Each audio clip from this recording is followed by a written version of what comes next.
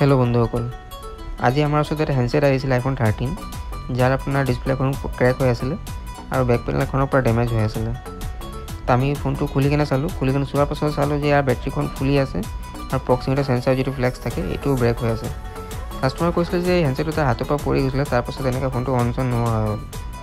তো আমি বেটাৰী লগালো, ডিসপ্লে লগালো চেক কৰিবৰ কাৰণে, কিন্তু ফোনটো তাৰ পাছত নৰমালি অন হোৱা নাই। তো আমি মাদাৰবোৰ্ডখন উলাই কেনে চালো, তো মাদাৰবোৰ্ডখন পুৰা ড্যামেজ হৈ আছিল, বেন্ড হৈ গ'ল আৰু যেটো লেয়াৰ থাকে আপাৰ লেয়াৰটো পুৰা ড্যামেজ হৈ আছে, সেপাৰেট হৈ আছিল। তো আমি ইয়াৰ লেয়াৰ কেইটা ৰিপেয়াৰ কৰিলো, ট্ৰেক কেইটা বহুত ড্যামেজ হৈ আছে, বহুত কেইটা ট্ৰেক কেইটা ৰিপেয়াৰ কৰিলো।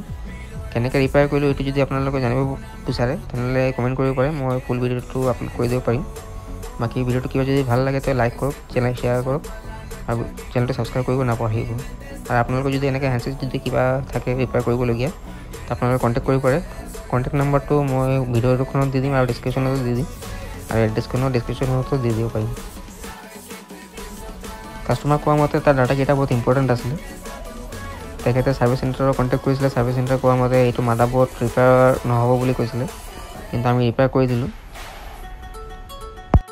এনেকুৱা ড্যামেজ মাদাৰবোৰ্ড ৰিপেয়াৰ কৰিবৰ কাৰণে আমি এইটো নতুন মেচিন এটা আনিছো।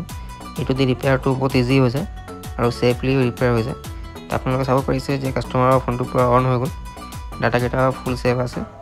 আৰু এটা মোৰ ফোন নম্বৰ হয়, আপোনালোকে কন্টাক্ট কৰিব পাৰে কিবা যদি জানিবলগীয়া হয়, সুধিবলগীয়া হয়। বাকি নেক্সট ভিডিঅ' লগ পাম। Good night, bye bye.